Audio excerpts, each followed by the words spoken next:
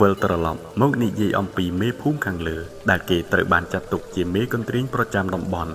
គាត់គឺជាបរិះវ័យខ្ទង់40ឆ្នាំក្រាស់ម្នាក់ដ៏មានឥទ្ធិពលទាំងចំណេះដឹងនិងក្បួនតម្រាផ្សេងលើសគេស្ថិតនៅក្នុងចំណោមប្រជាជនទាំងអស់ស្បែករបស់គាត់ខ្មៅស្រអែមមាឌធំខ្ពស់ដំបងមានស្នាមសាក់ជារូបយ័ន្តចម្លែក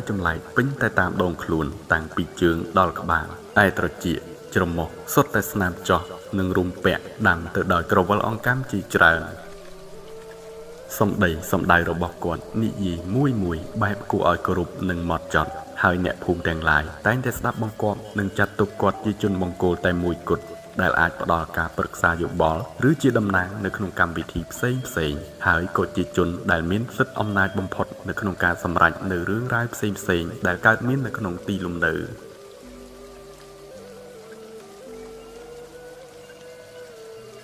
គាត់មានឈាមជ័រស្នងផ្ទាល់ពីជីតាដែលគេស្គាល់ថាជាបុព្វបុរសជាន់ដើមចុងក្រោយតែមួយគត់ដែលធ្លាប់បានចេញទៅតាមស្វែងរកមនុស្សដែលបានបាត់ខ្លួនពីការវាយប្រហាររបស់ពស់យក្សធំដែលបានខំពំអូសចូលទៅក្នុងតំបន់ព្រៃនោះរហូតបន្តនិស្ស័យមកដល់ចំនួនគាត់ក៏នៅតែជាវីរៈជនដែលមានភាពក្លាហានមិនចេះខ្លាចអង់អាចរឹងមាំទើបគាត់អាចឡើងកាន់តួនាទីជាអ្នកគ្រប់គ្រងគេបាន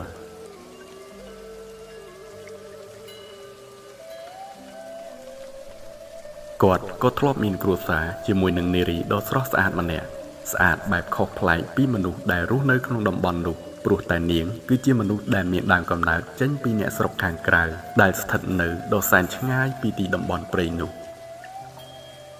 តាមរយៈការរស់នៅជាមួយគ្នាច្រើនឆ្នាំបុរសជាប្តីបានរៀនសូត្រច្រើនពីប្រពន្ធដែលជាអ្នកធ្លាប់មានចំណេះដឹងនិងការអប់រំពីពិភពខាងក្រៅ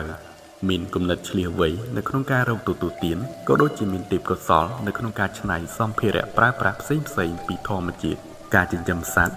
ការរក្សាស្បៀងបច្ចេកទេសក្នុងការដាំដុះការធ្វើម្ហូបឲ្យមានឱជារសនិងអនាម័យជាដើមអ្នកភូមិភាគច្រើនពេញចិត្តទៅនឹងវត្តមានរបស់នាងដែលបានមកជួយឲ្យក្នុងភូមិមានការរីកចម្រើនអភិវឌ្ឍដោយមិនពឹងផ្អែកតែលើរឿងជំនឿឬទន្ទឹងធម្មជាតិផ្ដល់ភ្លៀងផ្ដល់អាហារមកដោយឯងប៉ុន្តែទោះយ៉ាងណាក៏នៅតែមានក្រុមខ្លះកើតសេចក្តីមិនពេញចិត្តនិងតែងតែជំទាស់នៅរាល់ទង្វើរបស់នាងដែលបានធ្វើព្រោះវាប្រាចាកអំពីប្រពៃណីដើមខ្លះប៉ុន្តែដោយសារឥទ្ធិពលនៃប្តីទើបអ្វីក៏ចេះតែត្រឹមបានគិតនិងមិនមានការប្រឆាំងដោយបើកចំហធំដុំឡើយ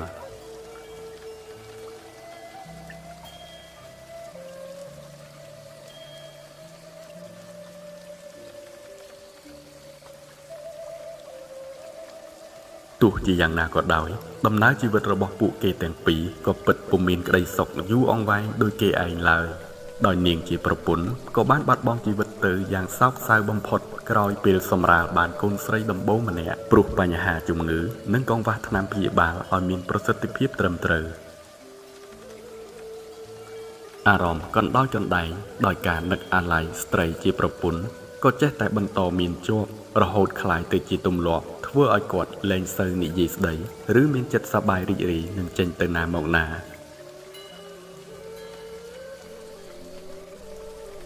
ស្ថិតនៅក្នុងផ្ទះដ៏ស្ងប់ស្ងាត់សន្តានដូចជារោងផុតដីសង់ជាប់នៅលើដើមឈើព្រៃដ៏ធំសម្បើមមានជណ្ដើរគួចរុំចងធ្វើពីវល្លិចាក់ស្រេះយ៉ាងស្អាតបាតក៏ឃើញវត្តមានក្មេងប្រុសម្នាក់ទៀតដែលគាត់បានរើសយកមកចិញ្ចឹមឲ្យនៅជាមួយតាំងតែពីតូចដោយក្តីអាណិតអាសូរបន្ទាប់ពីម្ដាយឪពុករបស់គេបានស្លាប់ដោយសារសត្វសាហាវវាយប្រហារក្នុងពេលដែលពួកគេចេញទៅរកបរបាញ់សត្វនាព្រៃជ្រៅកាលពី 4-5 ឆ្នាំមុនថ្លែងអំពីក្មេងប្រុសនោះក៏ពិតមាននិស្ស័យល្អណាស់ទាំងឆ្លាតទាំងឧស្សាហ៍និងមានចិត្តស្មោះត្រង់បំផុតចំពោះម្ចាស់ដែលជាអ្នកមានគុណហើយក៏តែងតែរ៉ាប់រងគ្រប់ការងារទាំងស្រាលទាំងធ្ងន់ឲ្យតែកម្លាំងអាចធ្វើទៅបានដោយមិនរើសមុខមិនថាថ្ងៃព្រលឹមយប់ព្រលប់សិនតែមេភូមិរូបនោះមិនមានខ្វល់អ្វីនឹងរឿងការងារក្នុងផ្ទះឡើយលុះវេលាកាលក្រោយបន្ទាប់រាប់ចាប់តាំងពីចាប់កំណើតនៃបុត្រីតូចនោះមកទៀតគេក៏មានភារកិច្ចបន្ថែមថ្មីនិងកាន់តែរីករាយនៅក្នុងការបំពេញតួនាទីជាអ្នកមើលថែបញ្ចុកអាហារចំណីថ្នាំសង្កូវផ្សេងឬធ្វើជាពួនប្រឡែងលេង ធ្វើជាគោក្របីឲ្យនាងជីករហូតដល់មែនតែនទៅសំបីតែពេលគេងក៏នាងតែងតែយំទៀមទាឲ្យបានច្រៀងបំពេទើបព្រមថ្មិចភ្នែកលងលក់ទៅបាន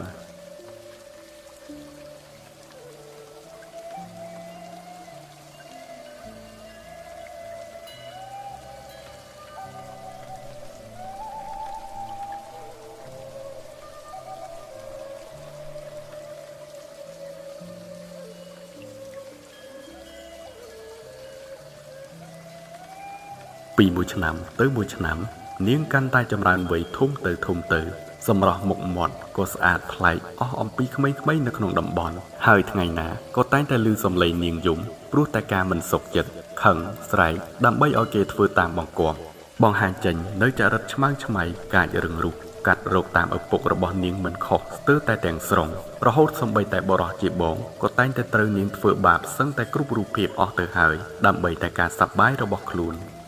ដោយឡែកឯមេភូមិជាឪពុកក៏បានត្រឹមស្ងាត់មាត់ទម្លាក់ទឹកមុខមិនហ៊ាននិយាយស្ដីឬធ្វើអ្វីឲ្យទើសចិត្តត្បិតដោយការអាណិតកូនព្រោះជីវិតនាងគ្មានម្ដាយនៅមើលថែរក្សាដូចជាកូនគេផ្សេងទើបចេះតែទម្លាប់ជាមួយនឹងការរស់នៅតាមតែចិត្តរបស់នាងជារៀងរហូតមក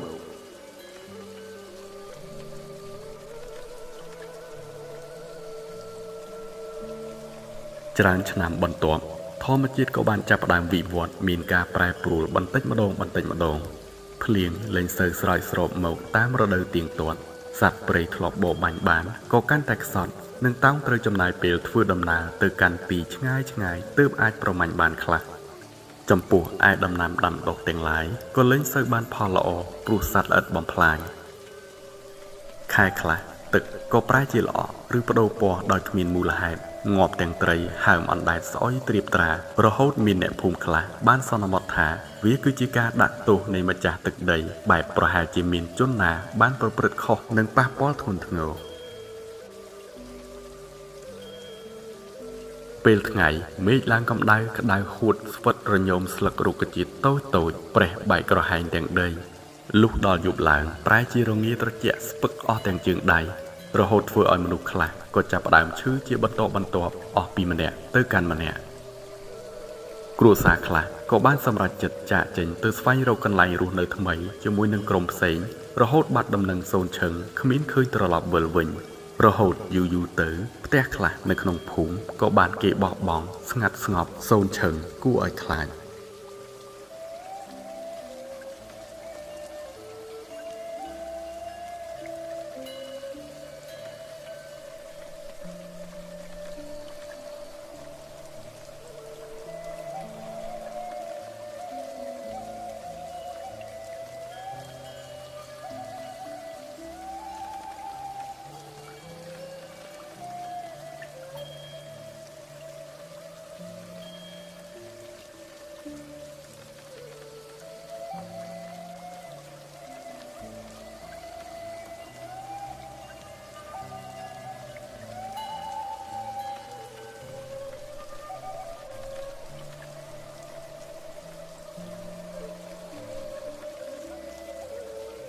កន្លងទៅជាង20ឆ្នាំបន្ទាប់ថ្លែងពីទីរាយការណ៍កំព្រានោះក៏ចេះតែធំចម្រើនវ័យឡើងយ៉ាងមាំមួនរហូតក្រមុំពេញរូបពេញរាងសម្រស់ស្រស់ស្អាតស្រស់គ្មាននារីនៅក្នុងភូមិណាអាចផ្ទឹមឯកាយសម្បទាក៏កាត់ទៅរកម្ដាយសឹងតែគ្មានកន្លែងខុសទាំងសម្បុរសាច់ដ៏ថ្លាភូផង់សស្រស់សក់ក៏វែងរំសាយសឹងតែដល់ចង្កេះភ្នែកខ្មៅមុតច្រមុះស្រួចថ្ពាល់រលោងបបោមាត់ក្រហមជើងដៃកម្ពស់ខ្ពស់ស្រឡះប៉ុន្តែខុសទាស់តែត្រង់ចរិតរឹកពីពិតមិនសូវសុភាពដូចនារីផ្សេងទៀតឡើយ